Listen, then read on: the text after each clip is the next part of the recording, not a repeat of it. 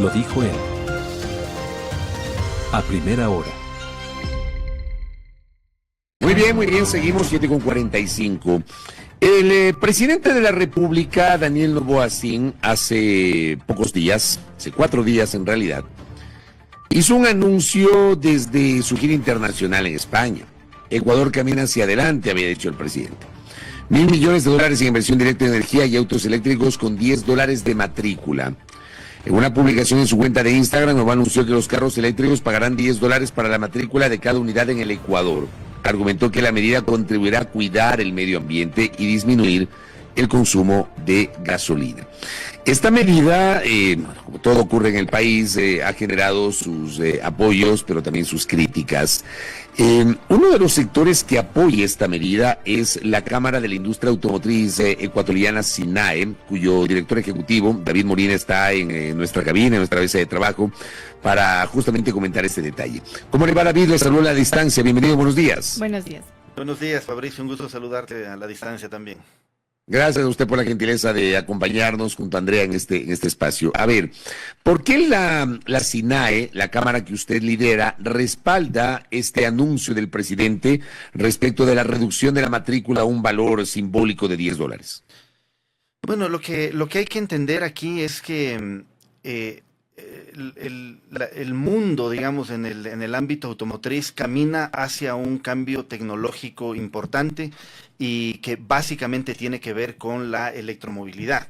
Nosotros como industria automotriz estamos mirando también el futuro en la posibilidad de que podamos ir generando una industria conexa alrededor de este gran sector que permita que, digamos, empresas ecuatorianas puedan insertarse en una cadena de valor, como por ejemplo la instalación de cargadores de carga rápida, de carga lenta, todo lo que tiene que ver con infraestructura, servicios técnicos, mantenimiento. Y, ¿por qué no pensar también en un futuro, pues, que la industria empiece también a ensamblar y a producir vehículos eléctricos, ¿no? Esa es la razón del por qué nosotros estamos impulsando fuertemente. Tenemos una de las agendas más importantes de movilidad eléctrica. Somos el único gremio del sector automotor que forma parte del Consejo Consultivo de Eficiencia Energética. Entonces, vemos ahí una situación importante. Ahora, ¿por qué el anuncio del presidente es relevante dentro de esta discusión? Es porque nosotros creemos que la movilidad eléctrica tiene que ser impulsada. Es decir, la tecnología todavía es una tecnología cara, es una tecnología que está desarrollándose permanentemente, cada año vamos teniendo cambios importantes en la tecnología y por lo tanto requiere de ciertos impulsos para de alguna manera configurar una demanda importante de este tipo de vehículos, que al final y a la larga lo que terminan haciendo es generando un nivel de eficiencia energética importante, ¿no? Es decir, la energía eléctrica es una forma de movilizar a los vehículos más eficiente que el combustible fósil. En este caso ya se ha venido trabajando y los vehículos eléctricos ya tienen unos incentivos tributarios importantes que me parece que vale la pena detallarlos. Un vehículo eléctrico hoy por hoy no paga impuesto a los aranceles de importación, no paga aranceles de importación, no paga impuesto a los consumos especiales y no paga impuesto al valor agregado. Con este anuncio del presidente, digamos, de poner un valor de una matrícula, digamos, simbólica de $10, creemos que puede impulsar fuertemente y de mayor manera la comercialización de vehículos eléctricos. Ustedes, más bien, ¿qué previsión tienen y respecto de las cifras que ya poseen ahora? ¿Cómo se encuentra este tipo de industria en el Ecuador a pesar de estos incentivos tributarios que usted mismo ya nos ha mencionado? ¿Cómo se encuentra incluso la demanda de compra de estos vehículos y qué es lo que esperan a futuro con este nuevo incentivo? A ver, es importante. Hace aproximadamente 3 años, 2 inclusive, se vendían no más de 300 vehículos al año, entre 250 y 300 vehículos al año. Hoy esa es una cifra que se está vendiendo por mes. Es decir, el crecimiento del mercado de los vehículos eléctricos ha sido importante. Y comparado con la región, ¿eso es bueno o malo? A ver, hay una penetración del mercado todavía baja, digamos, en el mercado ecuatoriano. Si uno mira otros países de la región, están un poco más avanzados, sobre todo en lo que tiene que ver con transporte público. ¿Por qué? Porque aquí viene uno de los grandes desafíos que nosotros estamos mirando, porque de las ventas de vehículos eléctricos, que ya este año podría abordar más o menos el 3% de la participación de mercado, prácticamente todo, es decir, más del 95% de ese valor corresponde a vehículos livianos, es decir, vehículos de pasajeros, vehículos de particulares. Pero donde sí tenemos un desafío muy fuerte es en la movilidad del transporte público y del transporte comercial, porque existen muchísimos desafíos, sobre todo de una infraestructura nacional de carga y sobre todo de los mecanismos de financiación que deben tener estos vehículos para que el transporte público pueda de alguna manera también transformarse hacia la electromovilidad y cumplir con un mandato de la ley de que a partir del año 2030 la renovación de flotas del transporte público sea con vehículos 100% eléctricos. Recordar que esto ya estaba vigente en la ley de eficiencia energética y debía cumplirse a partir del año 2025. Pero la ley de eficiencia energética postergó 5 años de este proceso. Y lo más probable es que sigan postergando, porque en realidad no quiero ser escéptico, pero no veo, puedo estar equivocado, pero no veo que estemos encaminados a que dentro de 5 años este país esté listo para que todo el sistema de transporte público sea eléctrico, David. Sí, lo que la ley determina no es que todo el transporte público se transforme a eléctrico, sino que las renovaciones de las flotas, es decir, si es que hay un bus, digamos así, que ya tiene que ser reemplazado, ya sea con eléctrico, ese sea con vehículo eléctrico. Pero ahí viene algo que hay que construir. De esas cosas absurdas que ocurren en países como los nuestros, hasta hace poquito tiempo, hace 2 años, estaba prohibido por la ley el renting, o sea, la renta de vehículos para el transporte público y comercial. Es decir, no se podía, un transportista no podía rentar un bus para hacer su operación de transporte. Tenía que comprarlo.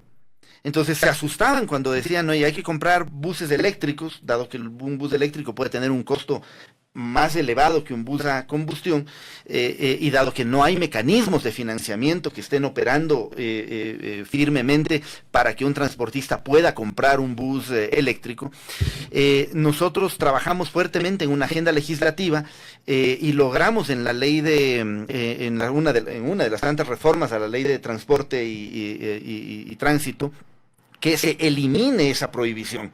Es decir, hoy por hoy ya no está prohibido. Luego en la Agencia Nacional de Tránsito nos dijeron, bueno, que no esté prohibido no significa que esté permitido. Pues en la ley de turismo también del año pasado de este gobierno se planteó que ya se permita el renting de estos vehículos y le mandó a la ANT, le ordenó a la ANT que regule el procedimiento. Desde la fecha hasta acá la ANT no ha regulado ese procedimiento. El momento que se haga ese procedimiento, esto va a fluir de manera importante, porque no serán los transportistas los que tengan que comprar un bus eléctrico o un camión eléctrico, sino que serán las empresas rentadoras las que compren flotas y renten a los transportistas de manera más eficiente. Bien, usted nos ha también, digamos, detallado estos incentivos tributarios, estos incentivos que se tiene para poder, digamos, generar esta compra, ¿verdad? Más demanda para los automóviles eléctricos, para esta electromovilidad. Pero ¿cómo se contrapone eso con una incertidumbre que está latente desde hace algunos años aquí en el Ecuador, por ejemplo, con la escasez de energía eléctrica? Y por acá también nos decía, alguna de las personas nos decía, ¿cómo podemos comprar ese tipo de vehículos si no sabemos si es que los vamos a poder cargar, etcétera, o a utilizar? Entonces, ¿cómo contraponer estos incentivos que si bien se dan, pero claro, hay esta incertidumbre de que no podríamos, tal vez una posibilidad y una posibilidad muy grande de no tener energía eléctrica en el Ecuador? A ver, empecemos por lo segundo.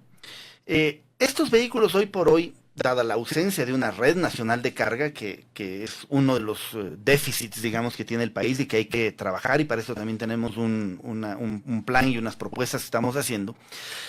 Hoy por hoy estos vehículos particulares son lo que se denomina city cars, es decir, vehículos para la ciudad.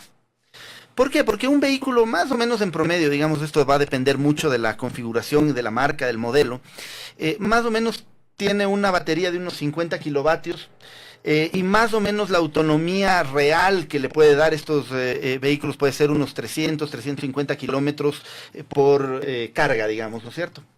Eso es suficiente como para que cargar en la casa en la noche, ¿no es cierto? Cuando le venden un vehículo eléctrico le entregan un cargador que es instalado en cada una de las viviendas o en lugares de oficina donde el cliente quiera. Y lo que hace es cargar en la noche y ese vehículo le sirve para circular 1, 2, 3 o 4 días dependiendo del uso. Entonces, realmente para circular dentro de las ciudades no hay un problema, digamos, en términos de la movilidad. La movilidad está de alguna manera garantizada allí. Donde sí hay un desafío es cuando uno dice, no, yo necesito un vehículo para poder viajar y quiero irme a la playa y quiero irme a Loja, donde está ahora Fabricio, o quiero irme a cualquier otra ciudad. Ahí hay un problema porque realmente no tenemos una infraestructura nacional de carga que permita que una persona vaya a la playa, por ejemplo, que estoy seguro que, dado que bajamos 2.800 metros, el vehículo va a llegar cargado porque va recargando durante todo el camino, pero para el regreso, que es subida, sí va a necesitar una estación de carga en la mitad, digamos. O sea, por ejemplo, le pongo el caso de Quito-Guayaquil, son 400 kilómetros. Yo entiendo que un vehículo puede ofrecer una autonomía de 400 kilómetros de Quito a Guayaquil, pero la gran inquietud es lo que usted está señalando, de Guayaquil a Quito, porque pasamos del llano a la altura. Exacto. Y no tenemos, creo que se llaman electrolineras, donde puedes cargar el vehículo. Me parece que no, lo correcto sería tener como estaciones de servicio similares a las gasolineras, y eso no hay en el Ecuador. Así es, y eso es lo que yo iba a decir. Vamos a poner el mismo ejemplo. Tú vas a necesitar tener allí una electrolinera, llamémosle así, o en Santo Domingo, en Quevedo, o en los bancos, digamos, en una red, de carretera. Pero eso tiene que ser inversión privada. Es decir, hay que buscar los mecanismos para que el sector privado se motive a poner una electrolinera. ¿Y cuál es el problema que tenemos ahora, Fabricio, Andrea y toda la audiencia? Y es que hoy por hoy, si una empresa se quiere poner una electrolinera de carga rápida, ¿no es cierto?, que requiere una potencia importante, y luego voy a hacer link a la pregunta que me hizo Andrea de la disponibilidad de energía. El Arconel fija una tarifa, ¿no es cierto?, y dice, oye, independientemente de si uses o no uses la energía, ¿no es cierto?, tú vas a pagar una tarifa básica, llamémosla así, por la potencia instalada que yo te estoy colocando.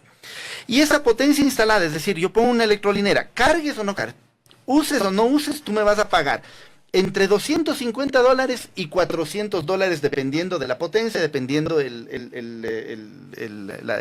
horario en donde se van a hacer las cargas. Entonces, vamos a suponer que en los primeros años hay un vehículo por semana o 2 vehículos por semana que van a hacer la ruta Quito-Guayaquil, Guayaquil-Quito.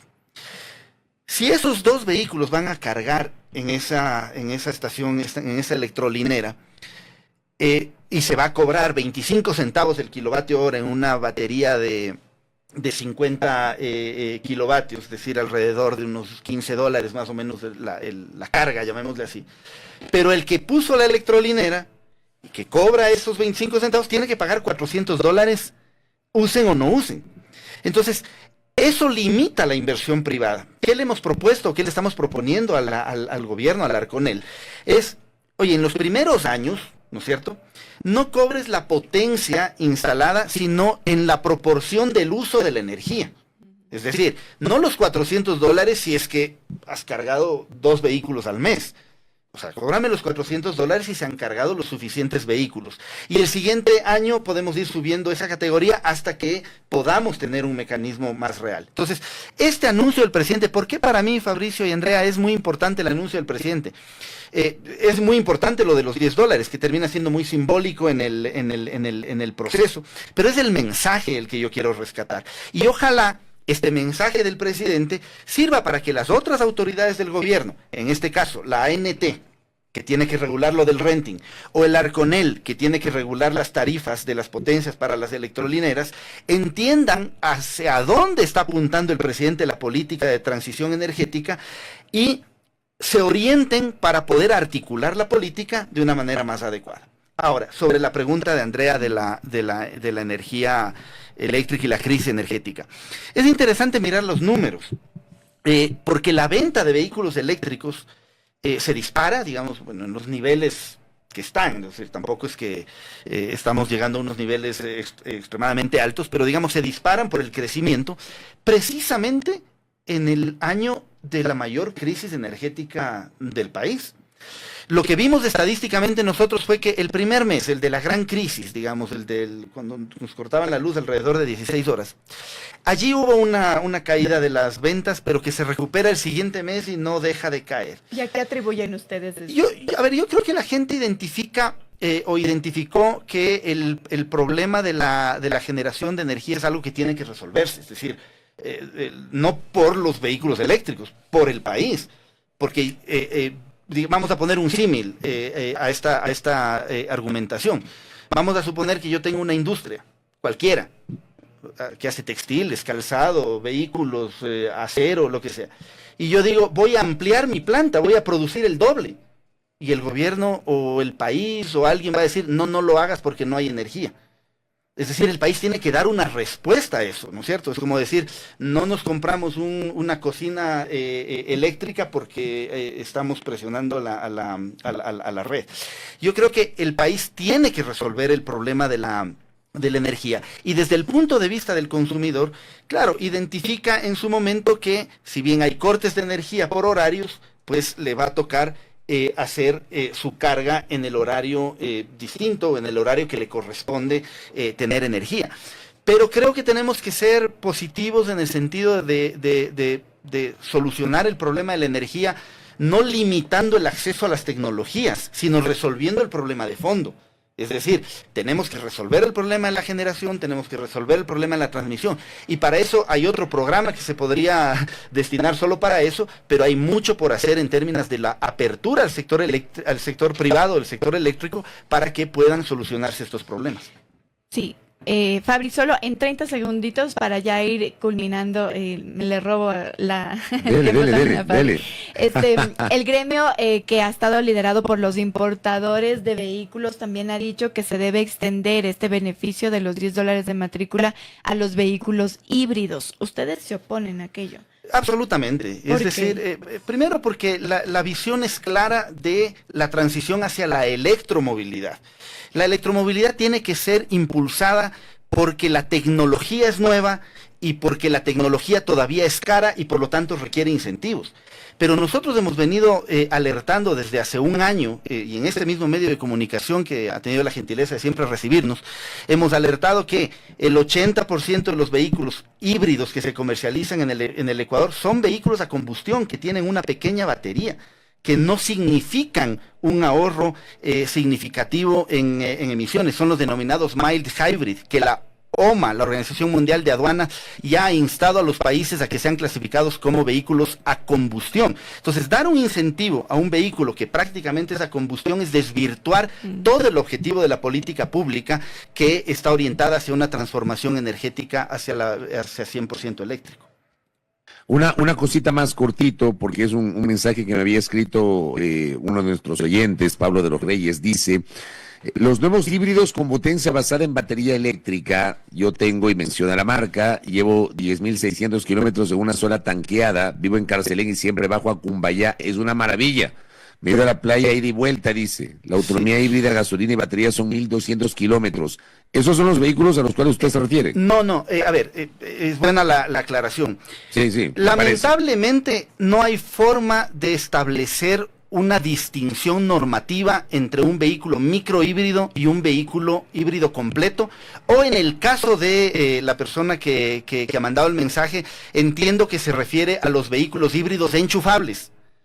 Esos sí son vehículos híbridos verdaderos que de alguna manera se acercan a la movilidad 100% eléctrica, se acercan porque es un vehículo que tiene que conectarse a una red, cargar, y solamente cuando se le acaba la batería se enciende el motor, digamos, el motor a combustión y puede caminar. En el mundo solo se incentivan los vehículos 100% eléctricos y si acaso aquellos que acabo de mencionar, los plugins. Pero en el Ecuador eso es una minoría absoluta. Si a mí me dicen que se debiera extender beneficios a los vehículos híbridos plugins, yo estaría de acuerdo.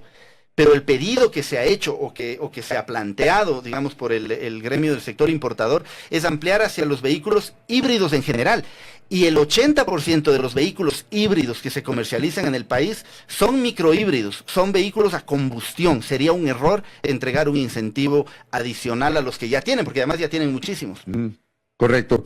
David Molina, gracias por el tiempo. Siempre interesante conversar con ustedes esos temas que son complejos, pero se están convirtiendo en temas de discusión cotidiana. Muy amable. Gracias. Un abrazo, Fabricio. Gracias, Andrea.